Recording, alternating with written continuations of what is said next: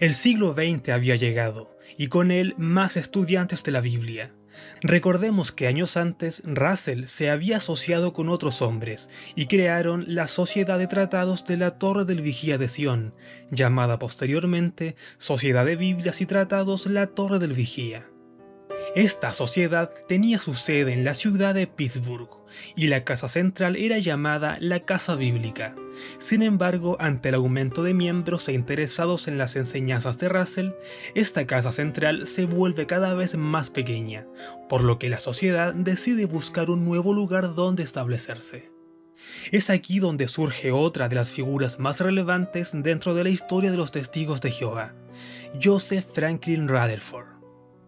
A comienzos del siglo XX, Russell envía a Rutherford, quien era miembro de los estudiantes de la Biblia, junto con otros hombres, a la ciudad de Nueva York. La tarea de ellos era buscar un lugar más adecuado para continuar allí los trabajos de la sociedad. El lugar escogido fue un apartamento al que llamaron Betel. Es importante mencionar que a estas alturas, la Sociedad Watchtower de Russell no solo era un grupo de estudio bíblico, sino que además se había convertido en una empresa, ya que tenían la ardua labor de resolver problemas de índole logístico, crear material, escribirlo, editarlo, imprimirlo, repartirlo, etc., además de los gastos de alimentación y cuidados. El material y la literatura que producían era vendido y distribuido posteriormente por los predicadores. En este aspecto es oportuno recalcar que los trabajadores que, valga la redundancia, trabajaban en Betel, la nueva sede de Russell en Nueva York, lo hacían de manera voluntaria y sin goce de sueldo, lo cual es similar a los trabajadores testigos de Jehová que hoy se ofrecen de manera voluntaria para trabajar en los distintos Beteles del mundo entero. En cuanto a Russell, pudiéramos preguntarnos, ¿él realmente estaba convencido de sus doctrinas y lo que predicaba? La respuesta era dada por el propio Russell en su revista del 15 de julio de 1894, en la que leemos: "No vemos ninguna razón para cambiar las cifras calculadas. Aun si quisiéramos, no podríamos hacerlo. Nosotros creemos que ellas son fechas de Dios, no nuestras. Pero recuerden que la fecha de 1914 no es una fecha de comienzo, sino la fecha del final del tiempo de angustia". No cabe duda, Russell hasta el momento estaba convencido de que su doctrina era la verdad. Es más, él catalogaba las fechas como fechas de Dios. Sin embargo, en 1904, Russell plantea un nuevo punto en cuanto a su doctrina. En un artículo de su revista con fecha 1 de julio de aquel año, Russell hace mención de una inminente anarquía universal, la cual tendría que comenzar inmediatamente antes o después de octubre de 1914, siendo esto parte del llamado tiempo de angustia. Pero esto contradecía su propia doctrina de hace algunos años atrás, la cual proponía que 1914 no era una fecha de comienzo, sino de término. Y esto no pasaría desapercibido, ya que aquí muchos lectores de sus publicaciones comenzaron a cuestionarse el porqué de este cambio, a menos de una década de 1914. El clima de incertidumbre parecía no solo afectar a los seguidores de Russell, sino también a él mismo. En 1907 y a solo 8 años de 1914, Russell escribe en su revista: "Nosotros nunca hemos reclamado la demanda de que nuestros cálculos son infaliblemente correctos. Nosotros nunca hemos reclamado que ellos eran el conocimiento. Tampoco están basados en una evidencia indiscutible de hechos y conocimientos. Nuestra demanda siempre ha sido que ellos están basados en la fe". Sus palabras de 1907 contradecían totalmente a sus palabras de 1894. Lo que a finales del siglo XIX eran fechas de Dios según Russell, a principios del siglo XX parecían ya no serlas, pasando ahora a ser simples deducciones e inferencias. Esto aumentaría la incertidumbre. Volvamos por un momento a la tensa situación matrimonial de Russell y María. Cuando se hizo pública la demanda, se despertó un gran interés general y la sala del tribunal fue abarrotada durante el proceso. Recordemos que a estas alturas, Russell era un personaje público y un líder influyente conocido. Probablemente el testimonio que suscitó más comentarios fue el de María, cuando se refirió a las supuestas relaciones que habría mantenido Russell con una joven de 25 años llamada Rose Ball. Rose, quien conoció la doctrina de Russell en 1884, vivió en la casa de los Russell desde 1889 a 1897. Ella era considerada como hija adoptiva del matrimonio, y esto en cierta manera tiene sentido, porque Russell y María no tuvieron hijos. Rose era empleada voluntaria de Russell en la casa Bethel y se desempeñaba como taquígrafa. Ante las acusaciones de su esposa, Russell, como era de esperar, negó todo. Pero, ¿qué dijo la propia Rose de todo esto? Nada, porque durante aquel mismo proceso judicial, ella desertó a la sociedad Watchtower y se habría ido a vivir a Australia con su esposo. Sí, Rose se había casado en 1897, el mismo año que dejó de vivir en la casa de los Russell. Su marido era Ernest Henninges, un también miembro de los Estudiantes de la Biblia y durante algunos años secretario y tesorero de la sociedad. Respecto a los Russell, finalmente y luego de muchos años, la pareja se separa en 1908, mismo año de la deserción de Rose Ball y Ernest Henninges. Sin embargo, aquí no acababan los días grises para Russell, ya que 3 años más tarde, en 1911, el pastor Russell es nuevamente el centro de una polémica. Esta vez un periódico lo acusa de obtener beneficios al vender fraudulentamente un tipo de trigo con supuestas cualidades milagrosas. De hecho, uno de los periodistas de aquel periódico, de manera encubierta, habría comprado de aquel trigo para confirmar la acusación. A modo de parodia, el periódico publica una caricatura de Russell y el supuesto trigo milagroso. Russell, al enterarse de la situación, demandó al periódico, acusándolo de difamación y calumnias. Sin embargo, el tribunal falló a favor del periódico y el juez sentenció a Russell a pagar los gastos del juicio. El tribunal determinó que el precio exorbitante del llamado trigo milagroso no era justificado, puesto que los informes gubernamentales habían declarado que aquel trigo no era mejor que el trigo regular. Russell vendía aquel trigo unas 60 veces más caro que el precio del trigo común y corriente. 1914 se acercaba, y con él también deberían llegar los hechos predichos por Russell. Es por esto que entre 1909 y 1912, el propio Russell intensifica aún más su campaña de predicación, por lo que junto a colaboradores vuelven a viajar a Europa y a otras partes del mundo, esta vez más preparados que en aquel viaje de 1891. Cuando Russell era joven, había estudiado por sí mismo las filosofías de Oriente, pero estas no lo satisfacieron en nada. Se desconoce además hasta qué grado profundizó Russell en estas antiquísimas culturas. En este viaje, que ahora estaba realizando alrededor del mundo, es posible que se haya topado de una u otra manera con filosofías orientales. Pero ya han pasado años, es muy tarde para aprender de ellas. Ahora Russell, de unos 60 años, está convencido de que él y su grupo tienen la verdad, siendo todo el resto falso. Sin embargo, había una cultura que lo cautivaba, la egipcia, y particularmente las pirámides, pero este pasaje de su vida lo veré en otro video. Este viaje de Russell y la acelerada distribución de sus publicaciones parecieron dar frutos, ya que a principios de 1914 habían unos 5.000 estudiantes de la Biblia en unos 68 países.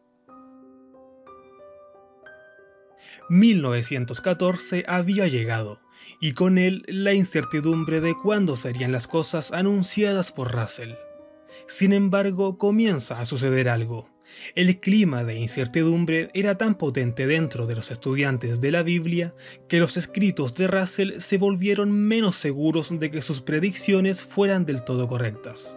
El propio Russell escribe: estaremos tan contentos como cualquiera si experimentamos nuestro cambio de las condiciones terrenales a las espirituales antes de 1915, y esa es nuestra expectativa. Pero si esto no fuera la voluntad del Señor, entonces no sería nuestra voluntad. Entonces implicaría que todos los arreglos cronológicos, tal y como los tenemos, están equivocados. Nuestra visión de la cosecha y todo. Pero no tenemos ninguna razón para creer que están mal.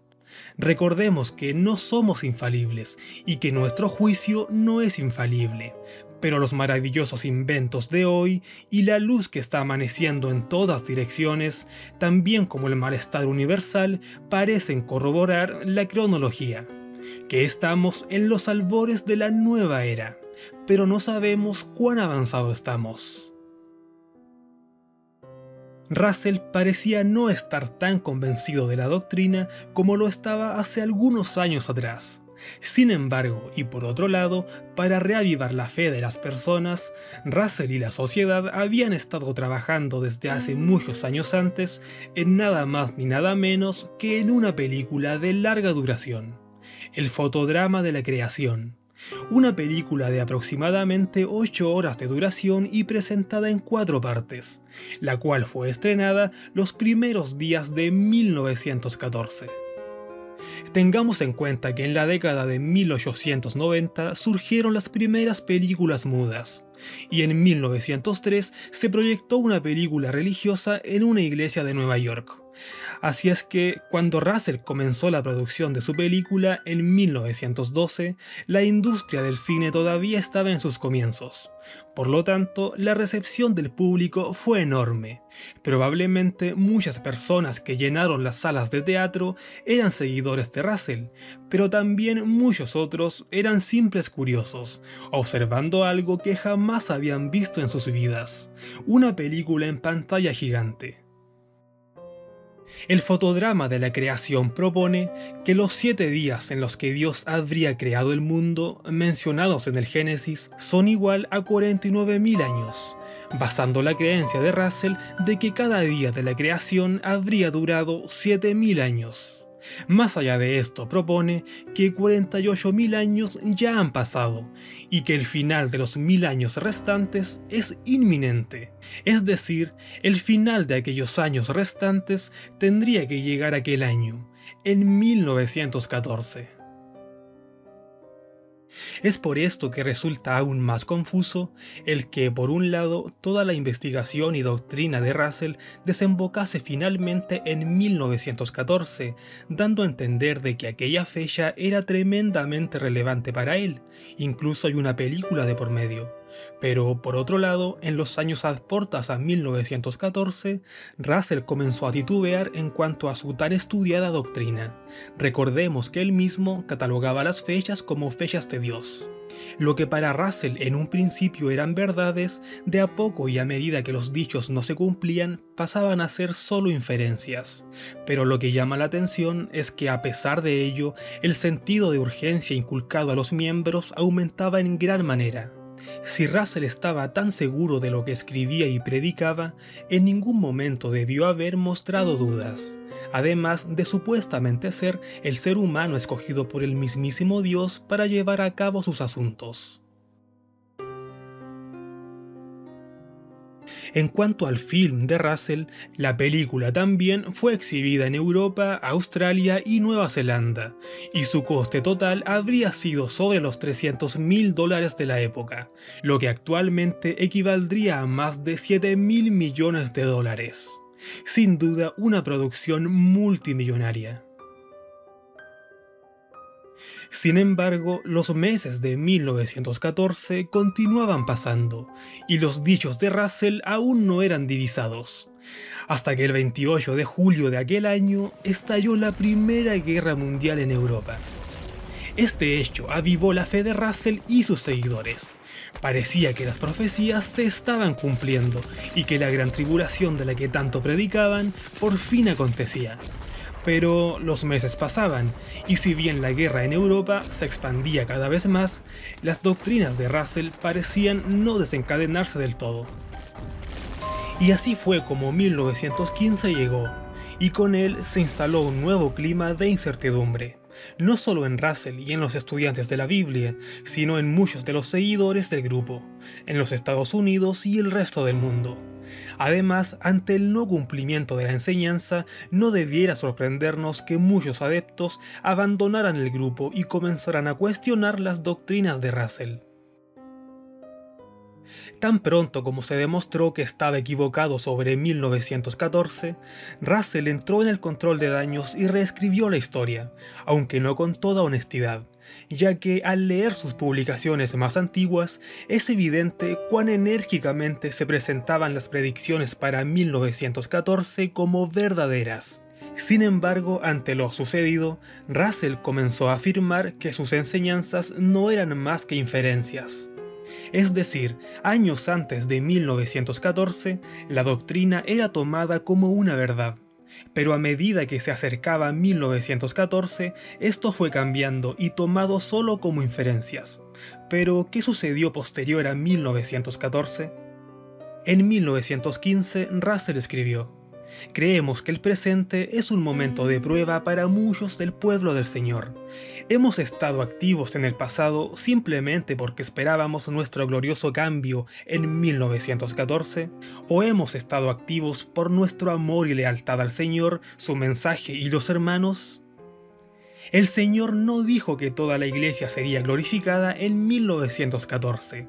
Simplemente la inferimos, y evidentemente erramos. Si bien Russell reconoce que evidentemente erró, nunca hace alusión a que sus determinaciones se convirtieron finalmente en falsas doctrinas.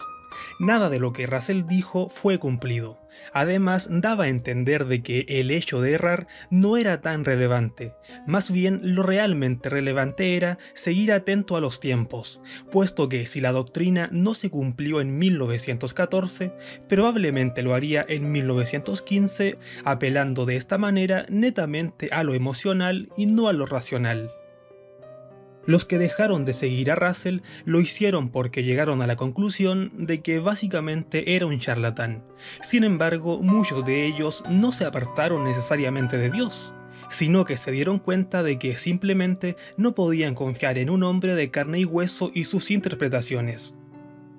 Es de extrema arrogancia de parte de Russell equiparar a aquellos que dejaron de seguir sus enseñanzas fallidas con dejar de seguir al Señor por motivos impuros, y no es de extrañar que muchos llegaran a reconocerlo como un falso maestro, o en muchos casos como un falso profeta, como venía siendo la tónica general religiosa de aquel tiempo. La Primera Guerra Mundial es usada hasta el día de hoy por la organización para considerar el año 1914 como un año trascendente y de cambios en la historia, además, claro, de las demás doctrinas que se le fueron agregando con los años. Con el transcurso de las décadas y hasta el mismo día de hoy, la Organización de los Testigos de Jehová nunca ha hecho un mea culpa respecto a Russell y sus fallidas doctrinas. Más bien, simplemente señalan que la propia gente de la época malentendió las cosas y centró todas sus esperanzas en 1914, sin ver las cosas más allá. Pero ese era precisamente el discurso de Russell, centrarse en 1914 y esperarlo. Sus pensamientos y deseos se habían centrado principalmente en la perspectiva de ser cambiados a la vida celestial. Cuando esto no ocurrió en el tiempo previsto, cerraron sus mentes al significado de las cosas asombrosas que ocurrieron en 1914. Perdieron de vista todas las preciosas verdades que habían aprendido de la palabra de Dios y comenzaron a ridiculizar a las personas que le habían ayudado a aprenderlas. No deja de ser llamativo el cómo la organización culpa, por así decirlo, a aquellos que dejaron de seguir a Russell luego de 1914. Pero, ¿la culpa fue acaso de ellos? considerando que desde 1880 a ellos se les inculcó un frenesí de doctrinas, las cuales tenían frases como «Esta es una verdad establecida», «Hay pruebas», «Estas cosas ocurrirán», etc. Y puede que sí, puede que la credulidad a ciegas de la gente de aquel tiempo y el difícil acceso a información externa haya sido una condicionante. Pero, ¿y Russell? ¿Qué hay de él? Bajo sentido común, es razonable enjuiciar a los que se apartaron de Russell y considerarlos faltos de fe, cuando en el fondo toda su fe fue depositada en el propio Russell y en su doctrina de 1914. ¿Quién piensa en toda esa gente que probablemente dejó a sus familias de lado o postergó sus planes de vida, sus estudios o trabajos para seguir a un hombre que les aseguraba que sus vidas cambiarían radicalmente en 1914? Los escritos de Russell decían: «Consideramos que es una verdad establecida que el final de los reinos de este mundo y el establecimiento completo del reino de Dios se logrará cerca del final de 1914. La liberación de los santos debe ocurrir algún tiempo antes de que se manifieste 1914.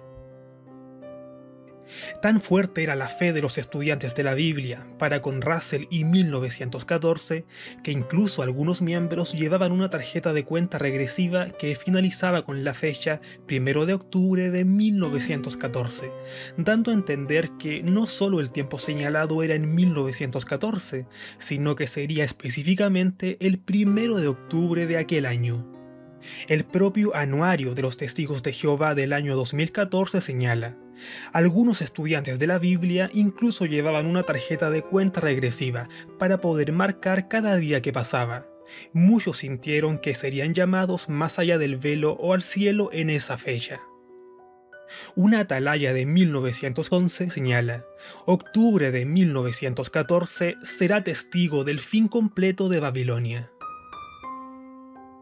Hoy en día, si un miembro de la Organización de los Testigos de Jehová cuestiona o pone en tela de juicio las doctrinas de Russell de aquel tiempo, es aconsejado a que desista de esa postura criticona. Recordemos que hasta el día de hoy, Charles Taze Russell es tomado dentro de la organización como un hombre de Dios y quien restableció el antiguo cristianismo, además de ser parte de la génesis de la misma organización. Luego de 1914, muchos seguidores de Russell, como era de esperar, se apartaron de este, pero otros adeptos continuarían apoyándolo. Recordemos que veían en él no solo a un hombre que estudiaba la Biblia, sino también a un mentor, un pastor, un líder y un maestro. Sin embargo, a partir de este punto, de 1914, se tenían que restablecer las doctrinas, erradicar o volver a interpretar lo que no se había cumplido. Y así fue como 1914 pasó, 1915 pasó, y la tarde del martes 31 de octubre de 1916, en medio de una nueva gira de predicación y a bordo de un tren en el estado de Texas, Charles Taze Russell fallece a los 64 años de edad, sin ver ninguna de sus interpretaciones cumplida. Su muerte golpeó a sus más acérrimos seguidores, ya que la inmensa mayoría tenía la esperanza de que él los siguiera guiando hasta la llegada del Señor y así irse todos juntos a los cielos. 2 meses después de su muerte, Joseph Franklin Rutherford, uno de los hombres enviados por Russell a Nueva York en busca de un nuevo sitio para la sociedad a comienzos del siglo XX, se convierte en el nuevo presidente de la sociedad. Con Rutherford a la cabeza, comenzaría un nuevo capítulo en la historia de la Watchtower. Un fuerte abrazo, gracias por ver el video y cuestiónalo todo. Adiós.